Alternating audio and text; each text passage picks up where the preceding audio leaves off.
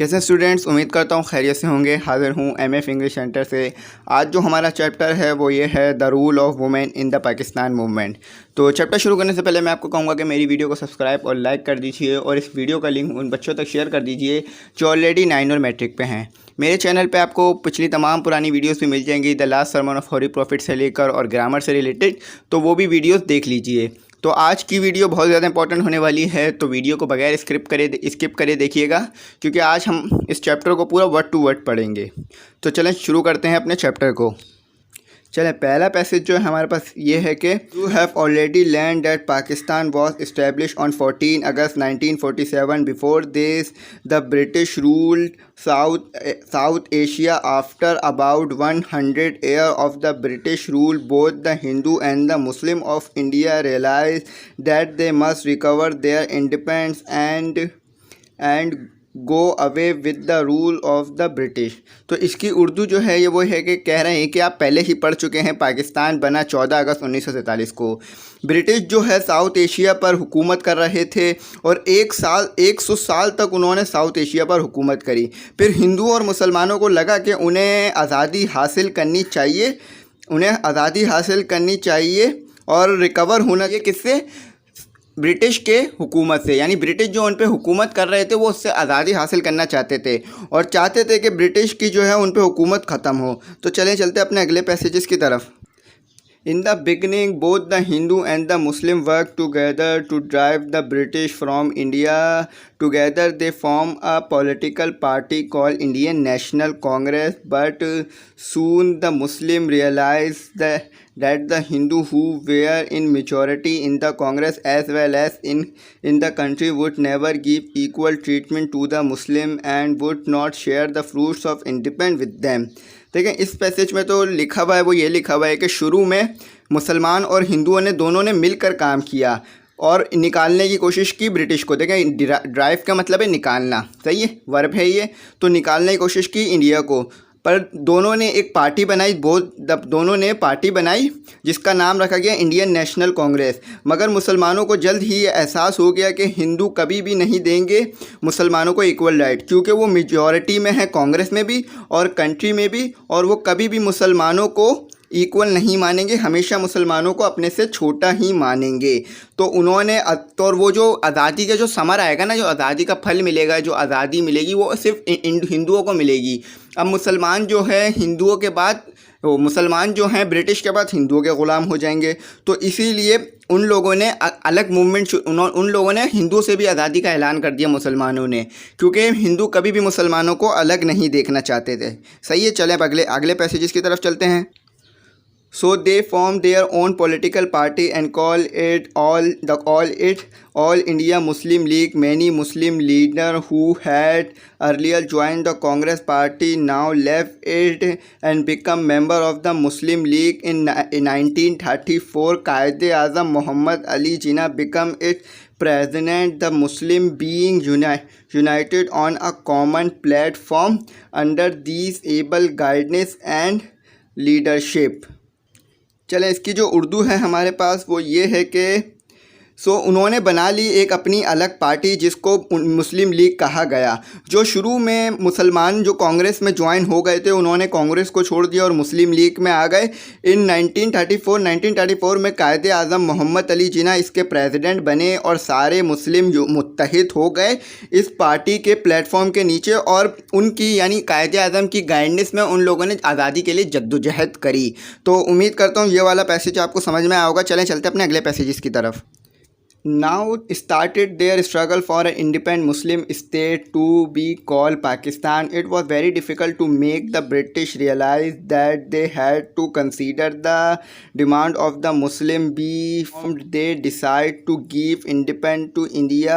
A long and hard struggle followed. Not only did the men take part, but women also actively participate in the glorious struggle. At that time, our women were in the strict पर्दा। देखिए, पर्दा का लफ्ज़ जो है वो अगले page पे लिखा है मैंने, लेकिन इसमें ऐड कर दिया है कि सेंटेंस पूरा हो सके। तो उन लोगों ने शुरू कर दी अपनी जद्दोजहद। स्ट्रगल का मतलब होता है जद्दोजहद इंडिपेंड के लिए यानी आज़ादी के लिए, और उस वतन का नाम रखा पाकिस्तान। देखिए पाकिस्तान जो है वो बहुत एक अजीम मुल्क बना बाद में, उसके बारे में भी अभी हम आगे पढ़ेंगे। तो चलें अभी अपनी दूसरे पैराग्राफ पैसेज को देखते हैं। ये बहुत मुश्किल था कि ब्रिटिश को एहसास दिलाया जाए कि मुसलमानों को अलग रियासत दी जाए। सही है, मुसलमानों को अलग रियासत दी जाए और इंडिया से उन्हें आज़ादी दी जाए, यानी उनको जो है मुसलमानों को एक अलग रियासत दे दी जाए और ब्रिटिश से भी उनको आज़ादी हो, और जहाँ पर उन्हें हिंदुओं से भी आज़ादी हो, वो अपने मज़हब के मुताबिक जी सकें। ये एक बहुत लंबी जो जद्दोजहद थी जिसमें आदमियों के साथ साथ औरतों ने भी हिस्सा लिया और बहुत अपना मेजर किरदार अदा किया, ग्लोरियस यानी अजीम किरदार अदा किया इस स्ट्रगल में। उस वक़्त जो हमारी औरतें थी वो स्ट्रिक्ट पर्दा में थी, यानी उनको अपनी शक्ल दिखाने की इजाज़त नहीं थी और उनको पर्दे की इजाज़त थी। पर्दे का मतलब तो आप लोग समझते ही होंगे। तो चलें अब अपने अगले पैसेजेस की तरफ चलते हैं। चलें, अगला जो पैराग्राफ है हमारे पास ये है कि they were less educate and less politically aware than the Hindu women, but they were a number of brave and selfless women who inspired of these hindrances come forward and work for this noble cause side by side with men. They formed the women branch of the Muslim League to organize women and inform that about the politics of the country. They travel to the countryside to tell the women there what they should do. They organize public meeting for women and addresses large gathering. They also took part in public meeting organized by men and made speech before large audience. भाई देखें, यहाँ पे जो हमें बताया जा रहा है कि हमारी जो उस वक्त वुमेंस थी वो कम एजुकेट थी और कम पॉलिटिकल को जानती थी, मतलब ना ज़्यादा पॉलिटिकल को जानती थी ना ज़्यादा एजुकेट थी हिंदू वुमेन से। और उस वक्त हिंदू वुमेंस थी जो वो बहुत ज़्यादा तालीम याफ्ता भी थी और पॉलिटिकली अवेयर भी थी, मगर जो हमारी लेडीज़ थी, मतलब जो हमारी माँ बहनें थीं, उनमें कुछ ऐसी औरतें भी थीं जो बहुत ज़्यादा बहादुर थीं और सेल्फलेस थी और वो मुतासिर थी इस रुकावटों से, यानी इस मज़ामतों से, यानी वो पाकिस्तान के लिए कुछ करना चाहती थी। फिर वो लोग आगे आईं और उन्होंने काम किया इस नोबल यानी इस अजीम कॉज के लिए, कॉज मतलब मकसद के लिए, side by side with man यानी आदमियों के साथ, और बनाई उन्होंने वुमेंस की ब्रांच यानी शाख मुस्लिम लीग की, और ऑर्गेनाइज़ किया वुमेन को और बताया वुमेन को इंडिया के पॉलिटिकल्स के बारे में और कंट्री की पॉलिटिक्स के बारे में। और उन्होंने ट्रैवल किया कंट्री में, पूरी कंट्री में ट्रैवल किया और वुमेंस को बताया कि भाई क्या चल रहा है क्या नहीं चल रहा है। फिर उन्होंने पब्लिक मीटिंग भी ऑर्गेनाइज़ की, मतलब पब्लिक मीटिंग जो है उन्होंने मुनक्किद की औरतों की, और उसमें उन्होंने ख़िताब किया औरतों के बड़े मजमू से, और उन्होंने उन मीटिंगों में भी हिस्सा लिया जो आदमियों ने ऑर्गेनाइज़ की थी और जो आदमियों के लिए थी, और उसमें भी उन्होंने बड़ी ऑडियंस से ख़िताब किया। तो उम्मीद करता हूँ ये वाला पैराग्राफ आपको समझ में आया होगा। चले अपने अगले पैराग्राफ की तरफ चलते हैं। They meet wife and daughter of the British officer, including those of the viceroy, and made them realize that their demand was just they opened classes in their own house to educate Muslim girls. Sometimes the police would use tear gas and would lathi charge the women meeting and even arrested their ladies. उन लोगों ने मिलना शुरू किया औरतों से और बेटियों से, ब्रिटिश ऑफिसर्स की और वाइस रॉय की, और शुरू किया और खोली क्लासेस घर में कि औरतों को पढ़ाया जाए और बताया जाए कि भाई आज़ादी क्या है। सम टाइम कभी कभार पुलिस ने उन पर टेयर गैस यानी आंसू गैस और लाठी चार्ज इस्तेमाल की, और कभी कभार तो जो जलसे थे उसमें से औरतों को गिरफ़्तार भी कर लिया। देखिए औरतों को ही गिरफ़्तार करके बैठ गए। तो उम्मीद करता हूँ ये वाला पैराग्राफ आपको समझ में आया होगा। आप अगले पैराग्राफ की तरफ चलते हैं। चलें, अगला जो पैराग्राफ है हमारे पास ये है कि उसकी इंग्लिश पढ़ देता हूँ, फिर उर्दू भी बता दूंगा। They encourage their brothers husband and son not to give up the struggle until their goal was achieve. Among such selfless and courageous women the name of as Abadi Begum, popularly known as B. Aman, lead the rest. B. Aman was the mother of Maulana Muhammad Ali and Maulana Shaukat Ali, two brave and noble brothers who devoted their lives to the cause of Muslim. When When in this struggle, the two brothers were arrested, brought to trial, and imprisoned. For the two heir chiefs sent a word to them not to give up their cause and not to ask for pardon, which was the condition of their release. B. Aman had not been to school or college. Her greatness lay in the fact that she had thought her son to be willing to sacrifice their life in the cause of Muslim independence, and they encouraged them to accomplish their goal. दो तीन अगली page पे लिखे हुए थे, वो आप बाद में देख लीजिएगा जब मैं बुक को पेज मुड़ाऊँगा, तो उसको मैंने वहाँ से पढ़ दिया ताकि पैराग्राफ कंप्लीट कर सकूँ। देखिए, वो अपने भाइयों का और अपने हस्बैंड यानी मियाँ का हौसला बढ़ाती थी और अपने सनों का हौसला बढ़ाती थी स्ट्रगल में, और उनको कहती थी कि कभी भी अपने गोल हासिल करने से पहले हार ना माने, और उन लोगों को बहादुर बनाती थी और उनकी हिम्मत बढ़ाती थी। देखिए, जब वो घर पहुंचते थे पाकिस्तान की मूवमेंट यानी अपनी जद्दोजहद के बाद, वो जब ट्रैवल के बाद, तो उधर उनको जाके वो हौसला बढ़ाती थी कि आप बहुत अच्छा काम कर रहे हैं। देखिए, एक जो लेडीज़ थी हमारे पास, उनका नाम था अब्दी बेगम, जो आम तौर पर जानी जाती थी बी अमान के नाम के तौर पर, और उनके दो ब्रेव ब्रदर थे, ब्रेव या उनके दो बहादुर बेटे थे, मौलाना मोहम्मद अली और मौलाना शौकत अली। जो ये दोनों भाई थे, उन्होंने अपनी निसार कर दिया था यानी कुर्बान कर दी थी अपनी ज़िंदगी पाकिस्तान मुस्लिम के मकसद के लिए, यानी जो मुसलमानों का मकसद था एक अलग वतन हासिल करना, उसके लिए इन्होंने अपनी ज़िंदगी कुर्बान कर दी थी।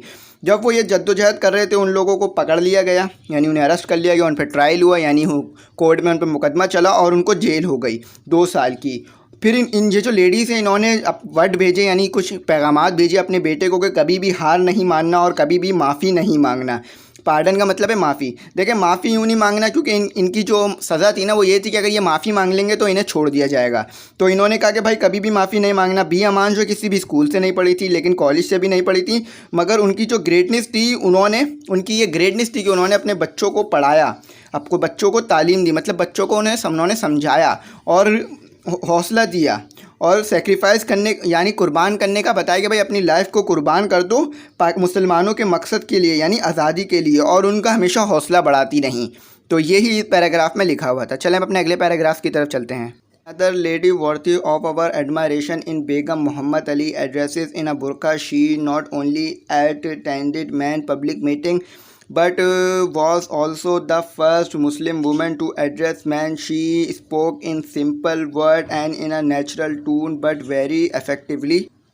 She also wrote for the press. Her opinion were highly respected and the Quaid-e-Azam held her in great esteem when she was to address women meeting. Large crowd would gather to hear her, men and women honor her alike. देखें, एक और जो काबिल तारीफ़ जो ladies है वो हैं बेगम मोहम्मद अली, यानी मोहम्मद अली साहब की बेगम हैं, जिन्होंने ख़िताब किया बुरके में, और सिर्फ औरतों से ही नहीं, मर्दों की मीटिंग में भी ख़िताब किया।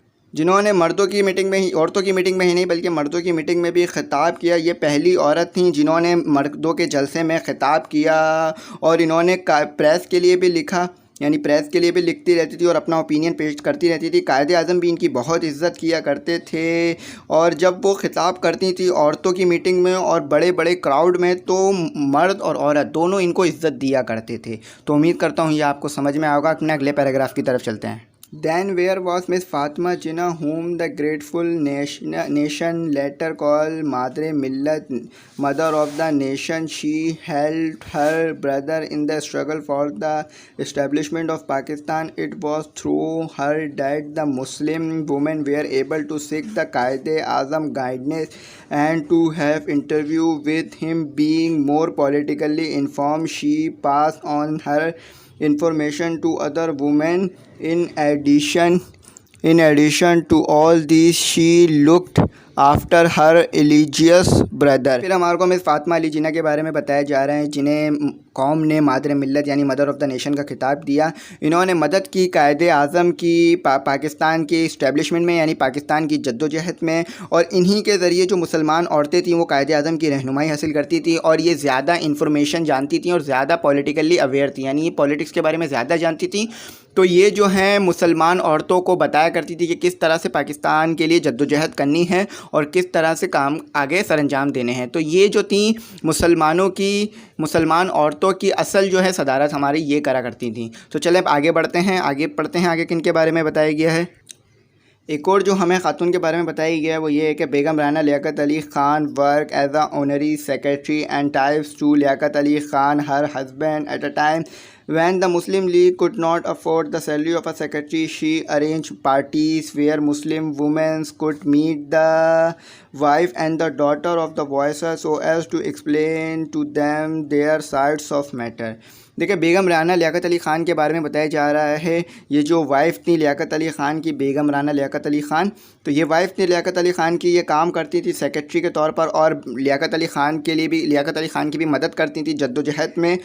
और उस वक़्त मुस्लिम लीग जो है अफोर्ड नहीं कर सकती, मतलब पैसे नहीं दे सकती थी एक सेक्रेटरी को, मतलब इतने भी पैसे नहीं थे मुस्लिम लीग, यानी कितनी मुश्किल से पाकिस्तान के लिए जद्दोजहद की है हमारे आबा व अजदाद ने। फिर भी इन्होंने सेक्रेटरी के तौर पे काम किया और ये अरेंज करती थी, यानी पार्टियाँ रखती थी, मतलब मीटिंग्स रखती थी जहाँ पर मुस्लिम वुमेंस मिल सकें औरतों से और डॉटरों से वॉइस रॉय की, यानी जो उस वक़्त वॉइस रॉय हुआ करते थे ना, उनकी डॉटरों से और बेटियों से मिल सकें और जो एक्सप्लेन कर सकें कि भाई क्यों मुसलमानों को एक आज़ाद वतन चाहिए, क्यों कि हिंदू जो उन पे क्यों जुल्म कर रहे हैं, कि क्या मसला है, क्योंकि वो ख़ुद तो जान नहीं पाते थे, वो लोग तो महलों में रहते थे, बड़े बड़े घरों में रहते थे। तो ये लोग उनसे मिलने जाते थे और अपने आप को उनके सामने रखते थे और बताते थे कि भाई मैं क्यों अलग अलग वतन चाहिए। तो चलें आगे बढ़ते हैं। And express their protest she also organize the women voluntary service and later the women national guide consisting of 3 battalion with 2,400 girl in which she herself held the rank of brigadier.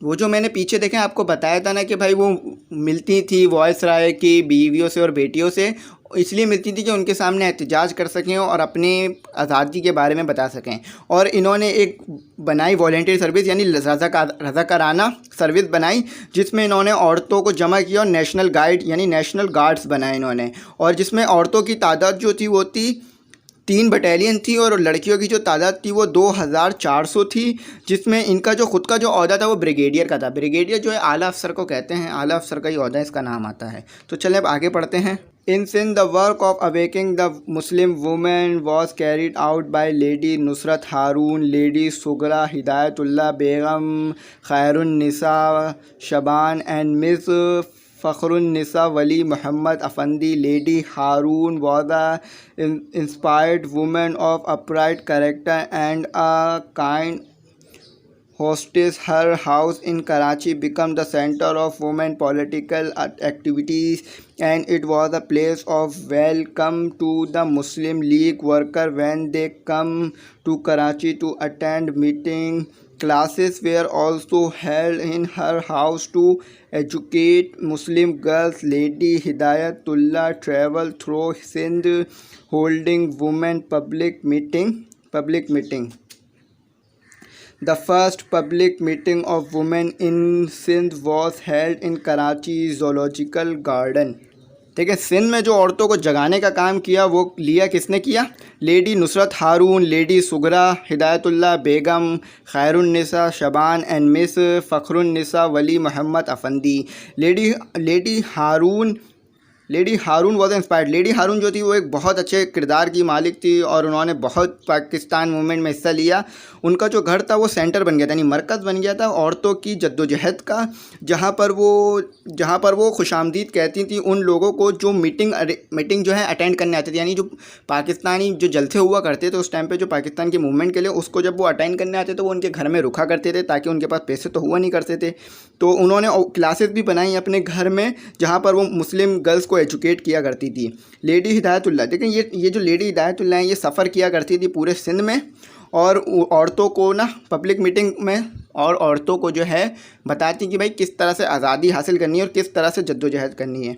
जो first जो है public meeting हुई थी सिंध में वो कहाँ पर हुई थी? कराची ज़ूलॉजिकल गार्डन में हुई थी। तो ये जो जगह का नाम है जहाँ पर पहली जो है औरतों की मीटिंग हुई थी पाकिस्तानी मूवमेंट में। सही है, तो अब आगे पढ़ते हैं। Three ladies led the anti-British procession. Lady Sughra Hidayatullah and Begum Khairun Nisa Shaban also led procession in Lahore and success in hosting the Muslim League flag on the Secretariat. ठीक है, इसमें जो हमें बताया गया वो ये बताया गया कि इन तीनों लेडीज़ ने जो है एंटी ब्रिटिश यानी ब्रिटिश के ख़िलाफ़ जुलूस निकाले, और लेडी सुगरा हिदायतुल्लाह और बेगम खैरुन्निसा ने तो इन जुलूसों की सदारत करी, इन जुलूसों की रहनुमाई करी लाहौर में, और कामयाबी हासिल की मुस्लिम लीग के झंडे तले। यानी जो जलसे निकलते थे, जो जुलूस होते थे, ये जो लेडीज़ थी उनमें शामिल होती थी और आगे आगे होया करती थी और आगे आगे इनका नाम हुआ करता था, और ये बड़ा इफ़ेक्टिवली जो है पाकिस्तान मूवमेंट में किरदार अदा कर। हमारे पास जो हमारा आखिरी पैराग्राफ रही है उसे भी देख लेते हैं। देखिए, जो अगला पैराग्राफ है उसमें हमें बहुत सारी वुमेंस के नाम दे दिए गए हैं और एक वुमेंस के बारे में बताया गया कि भाई उन्होंने किस तरह से काम किया। देखिए, बहुत सारी औरतों ने किरदार अदा किया पाकिस्तान मूवमेंट में, लेकिन सब के बारे में खुल के नहीं बताया गया। चंद 4-5 लेडीज़ हैं जिनके बारे में खुल के बताया गया कि किस तरह से उन लोगों ने अपनी खिदमत अंजाम दी। तो चलें अपना वाला पैराग्राफ पढ़ते हैं। Begum Jahara Shahnawaz from the Punjab represented the Muslim women at the 3 round table conference held in London and was the first woman ever to make a speech in London Guild Hall. She also travelled widely and explained to the people of other countries why the Muslims in India wanted a separate state. Over women who played an active part in the struggle for independence are Begum Iqbal Hussain, Begum Salma Tasadduq Hussain, जीती आरा बशीर अहमद, बेगम शाइस्ता इकरामुल्लाह, बेगम विकारुन्निसा नून, बेगम नवाब मोहम्मद इस्माइल नुरसबा, बेगम and Fatima Sheikh of Hyderabad Sindh. देखें यहाँ पे जो लिखा हुआ है बेगम जहाँ आरा शाहनवाज, ये जो हैं पंजाब से थी, इनका ताल्लुक़ पंजाब से था। इन्होंने सदारत की मुसलमान औरतों की 3 टेबल कॉन्फ्रेंस यानी 3 राउंड कॉन्फ्रेंस में, और ये पहली औरत थी जो लंदन में हुई थी, और ये पहली औरत थी जिन्होंने लंदन के गाइड हाउल में ख़िताब किया, और इन्होंने ट्रैवल किया पूरी दुनिया में और बताया कि भाई क्यों मुसलमान जो हैं इंडिया के वो एक अलग स्टेट का मुतालबा करें। देखिए, अगर आपका कोई मुतालबा है अलग वतन बनाने का, तो आपको जो है अपनी बात दूसरे मुल्कों को बतानी होगी और उन्हें समझाना होगा कि भाई हम लोग क्यों एक अलहदा वतन चाहते हैं। अगर आप ये नहीं कर सकेंगे तो आपको एक अलहदा वतन नहीं मिल सकता, क्योंकि वो आपकी हिमायत नहीं करेंगे और आपके दुश्मन के साथ हो जाएंगे। बल्कि तो इसको जो हम कहते हैं फ़ॉरेन डिप्लोमेसी कहते हैं। तो ये बहुत ज़रूरी होता है, और इन लोगों ने बहुत जद्दोजहद की, ना सिर्फ अपनी जानें दी, ना सिर्फ अपनी इज़्ज़तें दी, ना सिर्फ अपना पैसा दिया, बल्कि सब कुछ कुर्बान कर दिया और पाकिस्तान बना। और आज पाकिस्तान बनने के बाद वक्त इस चीज़ का मुतालबा करता है कि इनके कहे पे चलना चाहिए और पाकिस्तान को आगे लेके जाना चाहिए, ताकि इन लोगों ने जो कुर्बानियाँ दी वो कुछ हमें वसूल होएं और उससे हम लोग सीखें और अपनी ज़िंदगी को बेहतर करें और पाकिस्तान का ऊंचा नाम करें, और इन लोगों का भी ऊंचा नाम करें कि भाई इन लोगों ने जो कहा था कि मुसलमानों को एक अलहदा वतन चाहिए, क्या वो सही था या नहीं सही मुतालबा था। अगर हम ये बात साबित नहीं करेंगे, मेहनत नहीं करेंगे, तो ये बात साबित नहीं होगी। तो इस चीज़ के ऊपर हमें आगे ज़्यादा से ज़्यादा काम करना चाहिए। तो बाकी जो लेडीज़ हैं उनका सिर्फ नाम दे दिया गया है। मैंने नाम पहले इनके पहले नाम ले लिए थे, तो सिर्फ इनका नाम दे दिया गया, इनके बारे में नहीं बताया गया इन्होंने किस किस तरह से पाकिस्तान के किरदार अदा किया पाकिस्तान मूवमेंट में। लेकिन इन्होंने भी किरदार अदा किया। अभी इन्होंने जलसों में शिरकत की या लोगों को अवेयर किया या फिर ये लोग रहनुमा रहे, इस बारे में ज़्यादातर नहीं बताया गया। ये जो बहुत सारे 5-6 से ज़्यादा नाम दे दिए गए हैं, इनके बारे में ऊपर भी नहीं बताया गया है। तो ये चैप्टर अब हमारा यहाँ क्लोज होता है। उम्मीद करता हूँ ये आपको समझ में आएगा। फिर भी कोई क्यूरीज डिफ़िकल्टीज़ रह गई हो तो मैसेज कर दीजिएगा, कमेंट कर दीजिएगा, ज़रूर रिप्लाई करूँगा। और मेरी पिछली पुरानी वीडियोज़ भी देख लीजिएगा, उसमें भी मैंने बहुत कुछ एक्सप्लेन किया है। Thanks for watching. सब्सक्राइब और लाइक ज़रूर कीजिएगा। Thanks for watching.